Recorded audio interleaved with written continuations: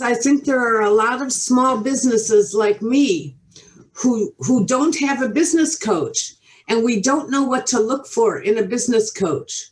So I thought this is very helpful to not only me, but other small business owners like myself to find out exactly what coaching is and what successful coaches do. Yeah, absolutely. I'm happy to contribute and help you build this resource that you're talking about right 15 people and whatnot. And yeah, I mean, this is amazing stuff. Congratulations on doing that. So where are you from, Devesh? So I'm originally from India. That's where I was born and raised. But for the past 20 years, I have been in North America. I lived in the United States for a number of years. That's where I did my MBA and started my professional career. Okay, great. So contacting some business coaches, and I want to know, in your opinion, what does a business coach do? So that's a very great question. And I would say a business coach is someone who takes different roles in your business as a sounding board, as a strategic advisor, as a consultant, as as someone who you can bounce ideas off of, as someone who can help you get out of your own head sometimes. Right? As entrepreneurs, as business owners, we have this tendency of self-sabotaging ourselves, or get in the energy of comparing ourselves to others or other businesses and things like that. So the business coach is there almost like an anchor to make sure that you are making good decisions. You're making very well thought decisions about the vision, the impact, the sustainability, the profitability, all of that as a whole in your business. Okay. Right? I believe there is a lot of perhaps confusion, we can call it, as to what a business coach does or does not, because we are living in an age where being a coach does not require a certain level of any kind of education, qualification, certification.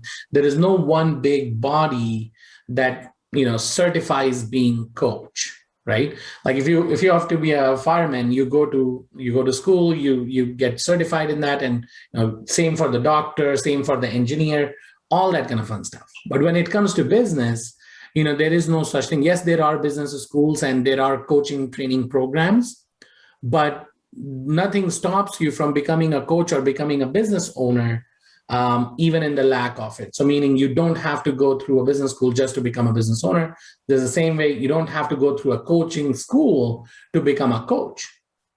So what that has done is that has created an ocean full of professionals and unprofessionals alike, in that mix, who are doing whatever it is that they are good at, or whatever it is that is their interpretation of business coaching, right? Some of them might be just consulting, but calling it coaching. Some of them might be doing, a freelance work, but calling it coaching, and so on and so forth. Some of them may be very focused on a particular function like marketing or sales or finance, but calling it coaching.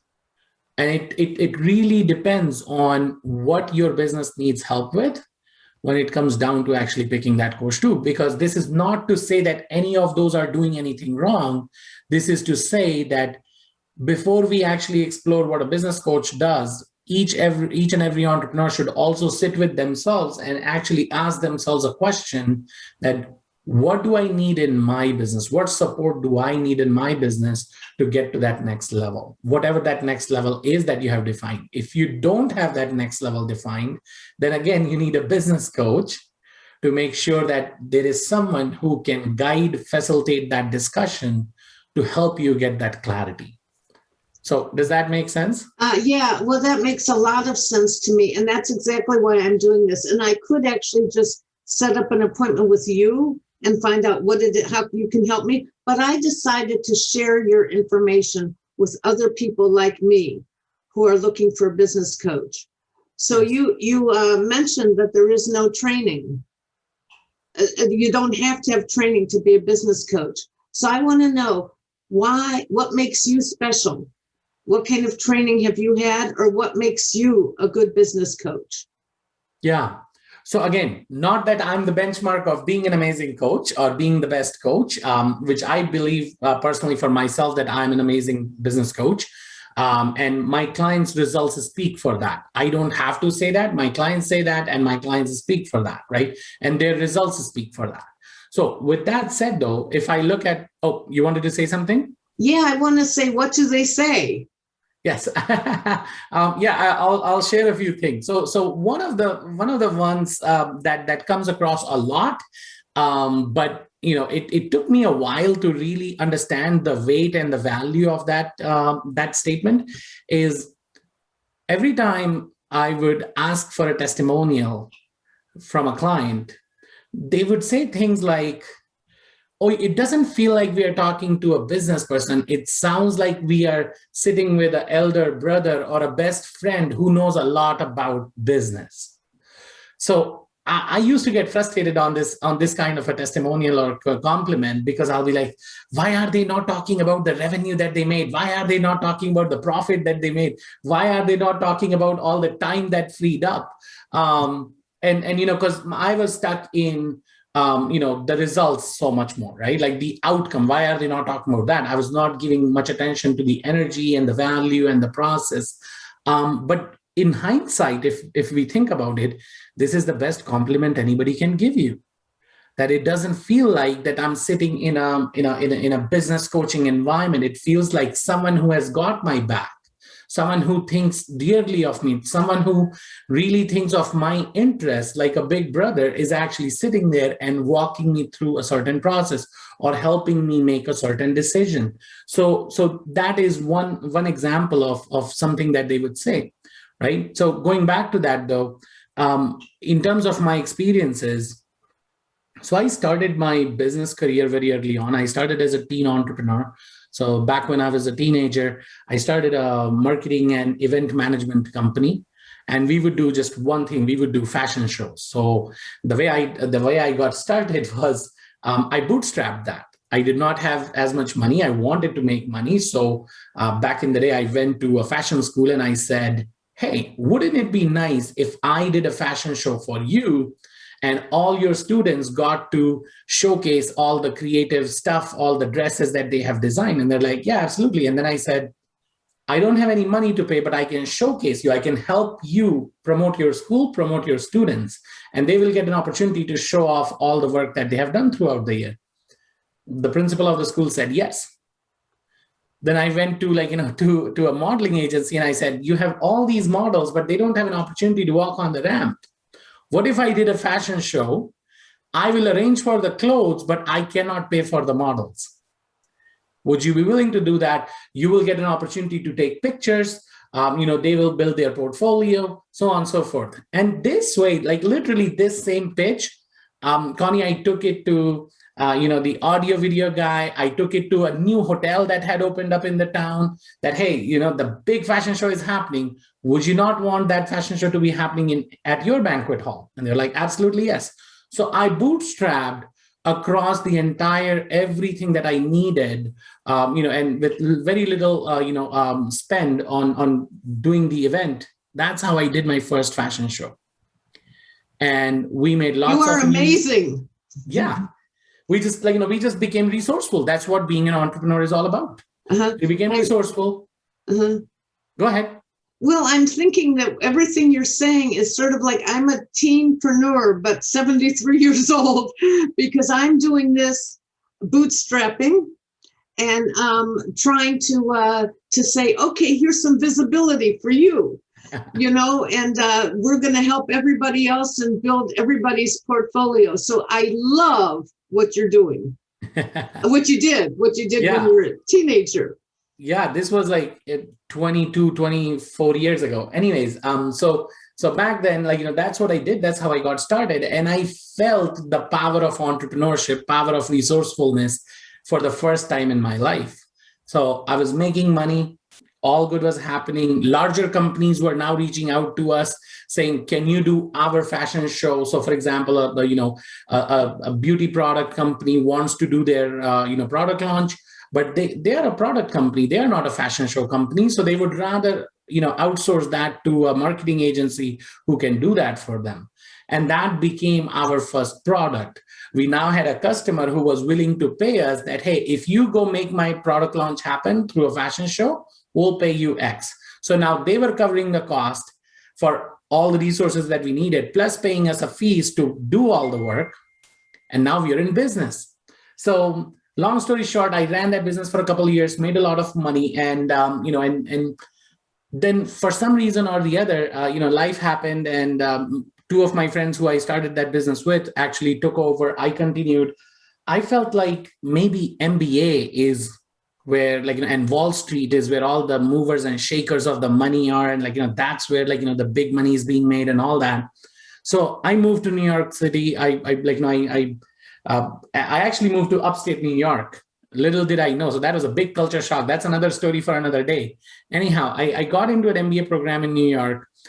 Here I was, a small town India guy, thinking about Manhattan, which is the only New York I have seen in pictures and movies and whatnot. And I land at LaGuardia, and then from LaGuardia, I take a flight for Syracuse. I land in Syracuse, and I see that it doesn't look like what it looked like in movies. So anyhow, I lived in upstate New York. I did my MBA, and after that, I did move to the city. I worked on Wall Street for a while. And, somehow, although I got my business education, I was working for some of the largest financial services firms back in the day. I was still not feeling that same satisfaction that I felt as a teenpreneur, right? So I'm like, yes, I'm making a lot of money. Yes, I already have a 6-figure salary in my 20s. But somehow that satisfaction of being your own boss, somehow the satisfaction of being resourceful, seeing things from end to end and making that impact and controlling your destiny and whatever you want to call it, I was just not feeling that. I was not fulfilled. So I started writing about it. And that's how came my first book somewhere here, called Breaking the 9-to-5 Jail. I wrote that book, and that was just to gather enough courage for myself to quit my job and start my own firm, right? And I finally did that. I published the book, Breaking the 9-to-5 Jail. I started coaching others around how to quit their job. I quit my own job. And the firm that I started as a result was called Idea to Inception. And the only thing that I knew back then was consulting, because that's what I had done since my MBA. So I said, if you have a small business and you're looking for a business plan, I can write your business plan. And here is the fees I will charge you. And 15 years later today, Connie, I've written over 1,000 business plans. I've done so many business plan reviews, financial projections, so on and so forth, almost every industry you can think of, whether it's restaurant or hospitality or food and beverage or energy or industrial or, manufacturing or engineering or, fashion or you name the industry, you name the business, and I probably have done a business plan, at least one, if not more business plan in that industry. So what that did then is it gave me a very broad perspective on business as a topic itself. What it did is it gave me a broader perspective on when I am now as a business coach showing up in in meetings like these where I'm talking to an entrepreneur, talking to a CEO, and they have their mind stuck at one particular problem. I'm able to show them a much broader perspective around the problem. I'm able to facilitate a discussion where I'm actually, throwing some light at also things that they have perhaps not thought of yet. I'm also able to bring the other mistakes that I have seen other entrepreneurs do, or I myself have committed those mistakes. I'm able to bring those examples and those topics to the table. And that's how the entrepreneurs are able to make better, more informed, profitable, sustainable decisions, right? Well, can I interrupt you and say that you are amazing? You are amazing. And I'll tell you what I really like about you is you are smiling throughout this interview, which means you have so much passion for everything you do. And I resonate with that. And actually my motto, I'm a grandmapreneur. You are a Yes, teenpreneur. I'm a grandmapreneur. And my motto is passion has no expiration date. Because I'm absolutely. just starting this now at 73. Yeah. So I'm having the time of my life. I'm learning a lot and I'm trying to share it with others. And you are absolutely amazing to listen to. Okay, so I'm Thank going you. to I ask appreciate you, that. I'm going to ask you another question. What kind of client do you like to work with? So so I have worked with almost every kind of client. When I say client, like, these are entrepreneurs who are either like, just starting their business or have started the business and are like, at a certain level of revenue, whether it's 6-figure revenues, 7-figure revenues, 8-figure revenues. That's like, that's who they are. My current focus is mostly for one-on-one coaching is 7-figure or up, in terms of revenue. I do have a financial literacy program that I actually have for anybody who cannot work with me immediately for whatever reason. I do have a financial literacy program that I call Profit Habits, that I guide people to that, hey, if you can't afford to work with me one-on-one, take this particular program. This would give you more than anything else that you need in the moment, right? That's wonderful. So you're very highly focused on finances, like financial success. Yes. So financial success is super important. And my take always has been it's actually not about money if you think about it. Yes, I do talk about money. I don't know if you can see there is like, me as the super money man, like, right there in the Right. oil That's what I painting. saw on Clubhouse, that picture. That's what you saw in Clubhouse. That's my profile picture. So yes, and I have all sorts of like, memorabilia and other things around money, like, my money glasses, my money gun, like I bring it all to the table. I leave nothing like, nothing unsaid or nothing untouched when it comes to the topic. However, if we think about it, money is a game changer. Money is an amplifier. Money is energy. Money is everything from the perspective of it takes money to do whatever it is that you want to do. You want to make a big impact and you want to make sure that, the children who are starving or the people who are blind or like, people who are suffering a certain, disability or special ability or whatever have you, you want to help them. Absolutely. How would you like to do it right now? By volunteering 5, 10, 15, 20 hours? Or would you rather have an impact if you could donate $10 million to that cause? So the impact of, yes, am I saying don't volunteer your 5, 10, 15 hours like, that you have right now? Absolutely do that. I'm never saying don't do that. But what I'm also saying is, hey, you want to make an impact. Would you rather do it with a few number of hours that you can donate to that? Would you do that with a few $1,000s of donation that you can make? Or would you rather have a foundation that lives beyond you and impacts through several $1,000,000 through its lifetime? And when you put that perspective, the answer always is that whatever it is that we want to impact, whether it's like, the children or veterans or like, or blind or like, or special ability or whatever, whoever it is that we want to impact and make, a difference in their lives of, it comes down to resourcefulness. It comes down to resources. My efforts, my volunteerism would definitely help them, but it would help them very much one-on-one. For every 1 hour of volunteer work that I will do, they will get 1 hour worth of value. But every dollar that I'm able to generate for them, it goes so much farther than that 1 hour. It feeds them, it nourishes them, it makes a difference in their lifestyle. It gives them equipment, it gives them whatever support they need, it gives them medical facility, whatever it is that they need. Mm-hmm. So when we say impact, I say, yes, absolutely, I'm all about impact. But guess what? I can amplify my impact by amplifying my income, right? Because if I'm tightening my own belt, can I really feed someone who's starving? Of course not. You can do it much better by giving a donation, right? Exactly. So you are so impressive. Now I want to ask you a question about my business. Yes, please. Okay, because I wasn't sure what my brand was. I joined Clubhouse, and I'm probably the oldest person on Clubhouse because you don't see people like me there. Which is amazing. Yeah, or on Instagram. Okay, you don't see people like me there.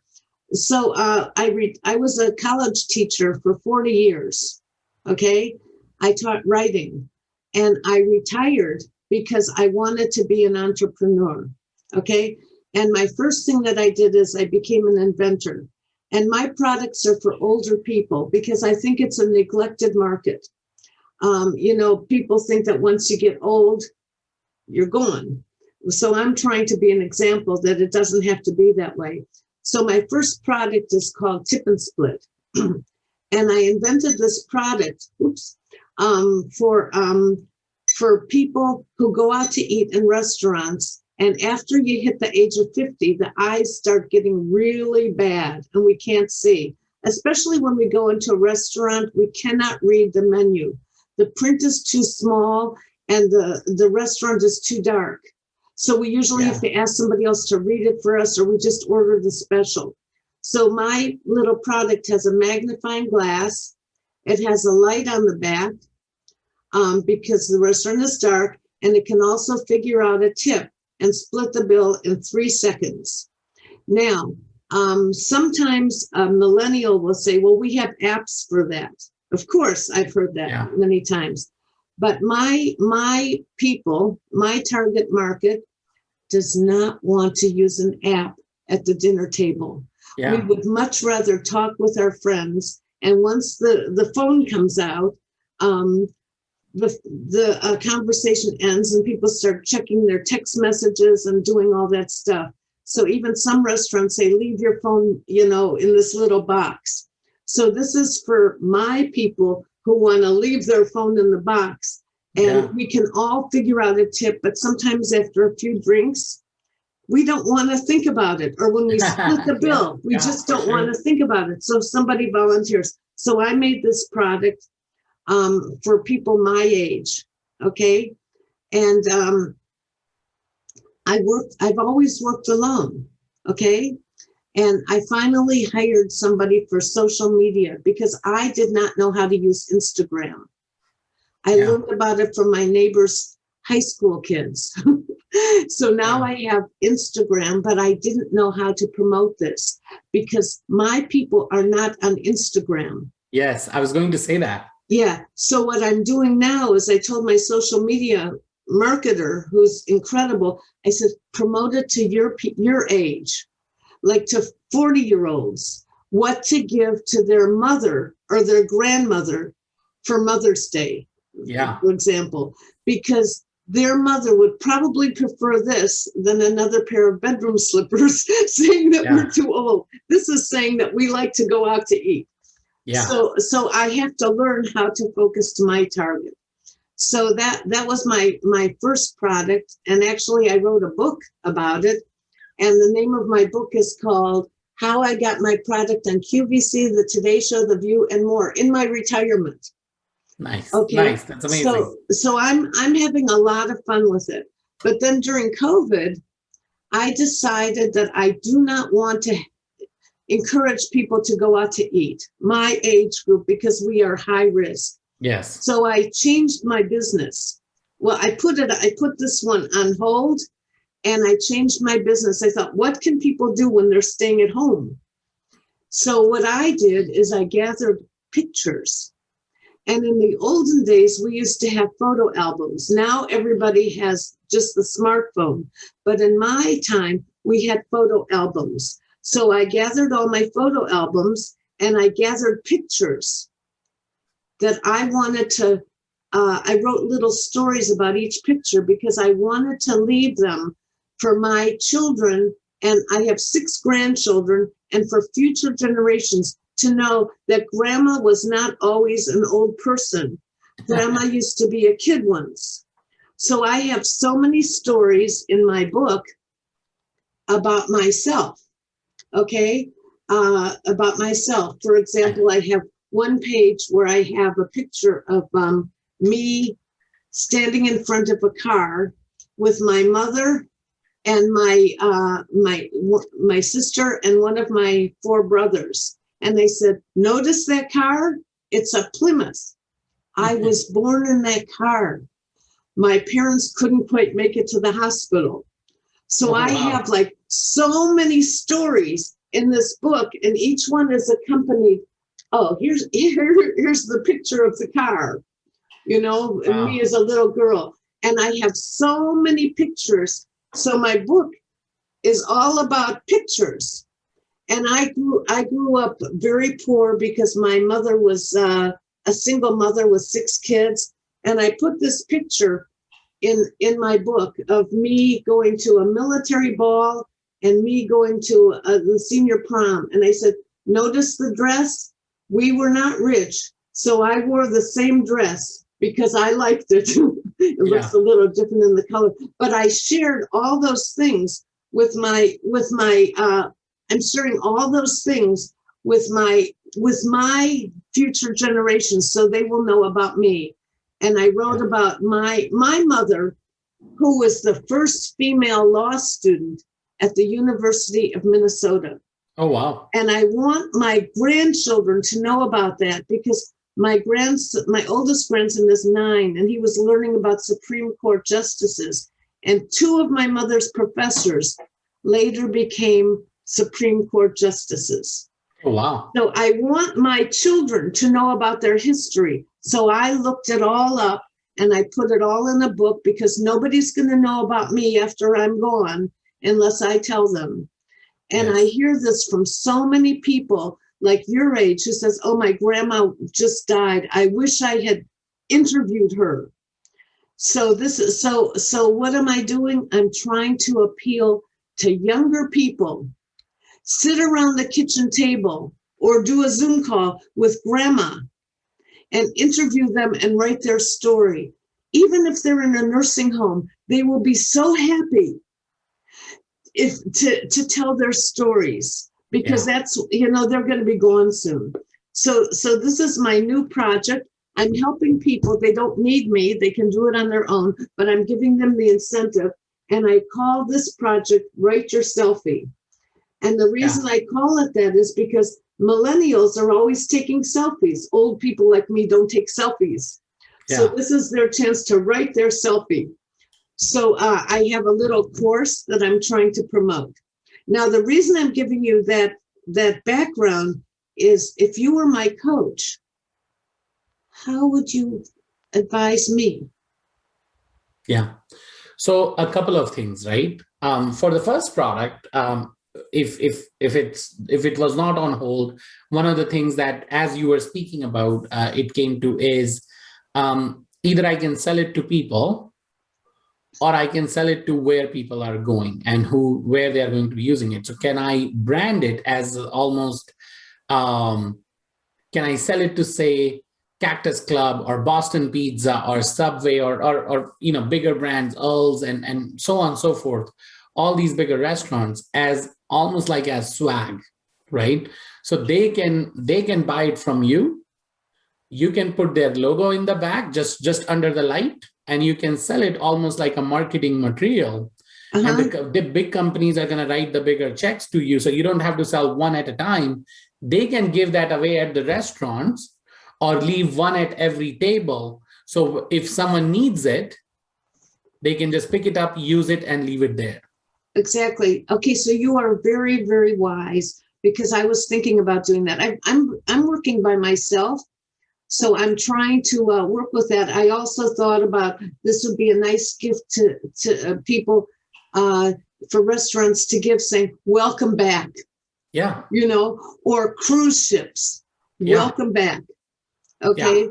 Or I'm thinking also of cruise ships where a lot of older people take cruises.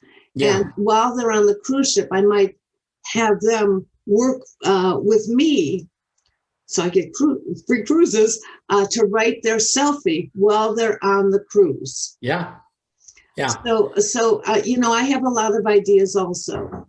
So one thing that I was doing, I was on a lot of groups in Clubhouse, and I usually just sit in the back and listen. But one time I raised my hand and I said, I don't know what my brand is. It was about branding. I said, I don't know what my brand is. Yeah. And somebody was brilliant. And he says, your brand is Grandmapreneur. Yeah. No, that's a great one, actually. And you can take it whichever way you want to. For example, if you wanted to work with other seniors, so to speak, from age perspective, other seniors who want to start their own business, right? Perhaps Grammarpreneur is the best resource to help them because you resonate with them, you understand their challenges, you understand, what kind of problems they would have. This is not just typical Silicon Valley. Do you have an app idea and let's raise money and let's do this and let's do that? What is happening? What is not happening for that particular crowd, right? So that's one. The other one is, again, Grammarpreneur can be just a personal brand, which is, hey, I'm an entrepreneur and I'm a grandma. And it has nothing to do with working with seniors. I could be working with children. I could be working with a children product. I could be working with a teen product. I could be working with a senior product. Doesn't really matter. Just my personal brand is Grandmapreneur. And anything in between is all open game for you. That's the beauty of personal brands like that, right? So that's amazing. I would say play to your strengths, right? And play your age as a strength. Well, most people see it as a weakness. So actually, I used to be a writing teacher. So I wrote an article for Entrepreneur magazine about 6 reasons to become an entrepreneur in your retirement. Absolutely. And my next article is about coaching. Yeah. Because I don't have a coach. Yeah. And so I thought a lot of people are like me, and let me write this article. So I wrote it, but now I'm getting more feedback from interviewing people like you. Yes. But I don't know how to, for my business, if I hired a business coach, it's easy to say that's my brand because I didn't know. I didn't know if my brand was this one or this one. I didn't know what it is. Yeah. So I would say you should sit with the whole idea of Grandmapreneur being that umbrella brand, how you brand yourself, and each one of these products that are coming out of these are your brainchilds. These are the products inside that umbrella brand, right? So for example, that tip splitter or whatever it is that you call it, that can be tip splitter by Grandmapreneur. Write your selfie by Grandmapreneur. Write your selfie course by Grandmapreneur. So Grandmapreneur can be like the Amazon, and then all other products are the products inside that Amazon. Right? So, this is a little bit of a challenge. So you gave me some good ideas about my tip and split, go to restaurants, and so I don't have to sell them one by one. I actually was on a TV show called The View, and I sold 6,500 in 20 seconds. It's amazing. Congratulations. Thank you. It was a lot of work. I hired all the high school kids around to help me pack them up and send them out. So I am, I have a lot of good ideas, and I'm trying to figure out, and I don't think that I'm quite as interested in money, but now that you talk, I love to do this, but now that you talk about it, if I'm able to make donations to people, that's much better. Because right now I don't make a lot of money. I'm just starting my Write Your Selfie program, which I love. Okay, I love it. And, I'm trying to figure out how to promote it. So I have one idea for your Write Your Selfie, right? The reason why sit with this, like, again, there are no absolute ideas or absolute statements when it comes to coaching. So I leave always the folks that I work with, I leave them with more questions than answers, because as the entrepreneur, it's your job to figure out the answers. I can only guide you to ask the right questions, right? But then you're going to explore on your own what the right answer for your situation is. So for example, sit with this thought that perhaps Write Your Selfie was such a good idea and it came so natural and fulfilling to you because you are a teacher who taught writing. So this was almost a superpower for you that without realizing that it is a superpower, you have always had that, right? Other seniors may not have that superpower. And for the teenagers who are interviewing their grandparents, they may not have the right interviewing skills to get the story out of grandma and grandpa. Right. So the way I would look at that then is, how can I make Write Your Selfie into a self-guided kind of a program where I don't have to sit with them and teach them interviewing skills or writing skills, but how can I create prompts? Hey, when you tell a story, here is a prompt to tell a story. Here is a framework to tell a quick story. Here is how you question. Here is how you weave a story by asking good questions. If you create that for everything like birth, life events like, childbirth or marriages or, divorces, all these things, what are these different stories that almost everybody goes through? What are these life events that happen? And if you can create these questions and guiding prompts, and you sell that as a program that, hey, I am selling you a product which looks like an actual book. It's all blank book inside, right? But it does have that big circle, the big old looking, frame at the top where it's like, paste your first picture here, just like you have yours as a child. So they paste it there on the next page. So it's kind of like a yearbook or whatever have you. It's like, it's like that, but it gives you all the prompts and places so they can start pasting their pictures in there and start writing. And for writing, they have those guiding, prompts and whatnot. And that would, to me, that would make a great gift. To me, that would make a very good experience as well for anyone.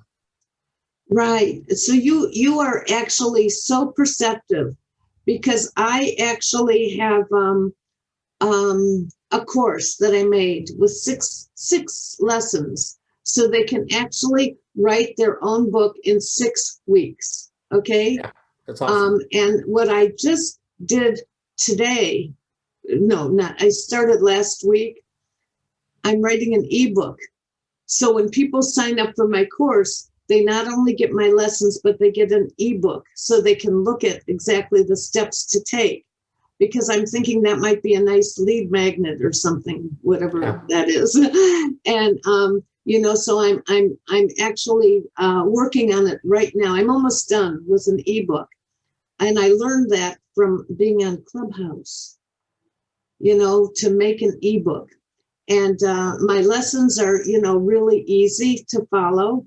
So I can't remember what I'm saying, but and my course is only $97.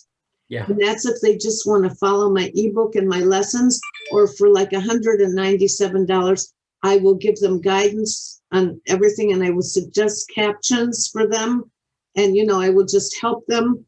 And then for $800, I will just write it for them. So I think it's affordable. I think so too. $800 for that is very affordable. Because you can compare it to other things if you think about it.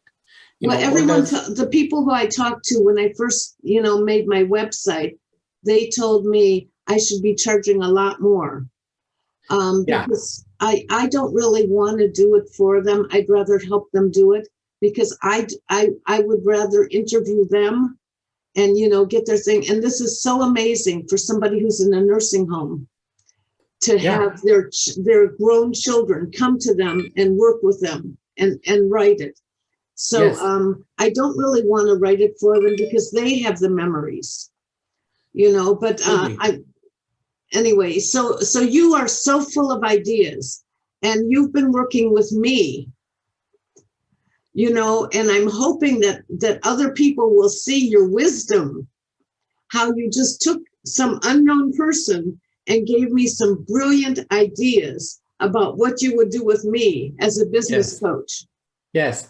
One idea that I would give is, another idea to add here would be, think about who is really almost aching to write their story right now? Let me tell you, somebody emailed me and said, this is the answer to a prayer.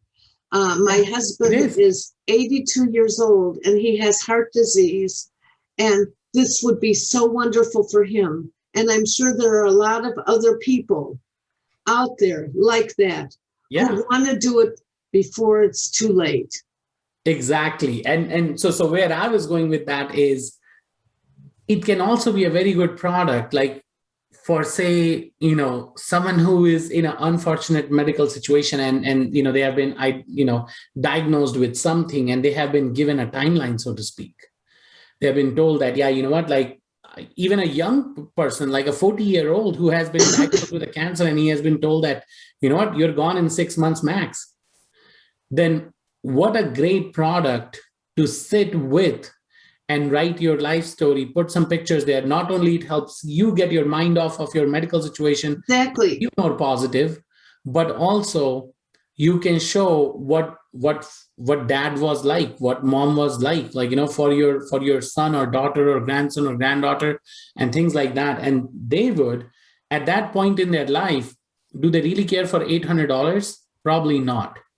What they care more for, what they value more for, is that $800 really creates the legacy that they have wanted to create, or at least depart before, before they depart. Right. And I think that everybody wants to be remembered. Yeah. Now I heard somebody talking in some group about how his mother was dying. So they're all getting together and videotaping her. She's old. Yeah. Now, to me, that's nice, but who wants to see the videotape of somebody who's got dementia? Yeah. I'd rather see them as being alive. So in my book, my grandchildren are going to also see me as being young. Yeah. Because I always tell them, Grandma was young once too. So, so I like it. And I love how you're like fully engaged in how you would help me. And I want other people to see how you think. And that's why I'm doing this, and I'm going to post it for other people. Yeah, absolutely. Well, again, it was great hanging out with you. Time just flew by, didn't even notice. And yeah, I mean, I'm excited for what all other products you will bring to market. I'm excited about how many more stories you will get to write.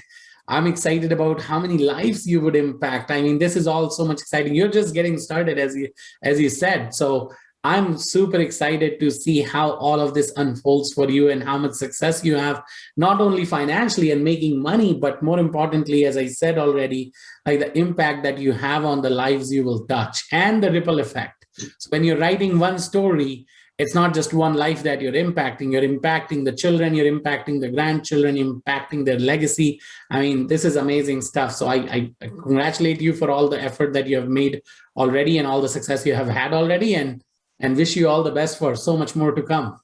Thank you so much.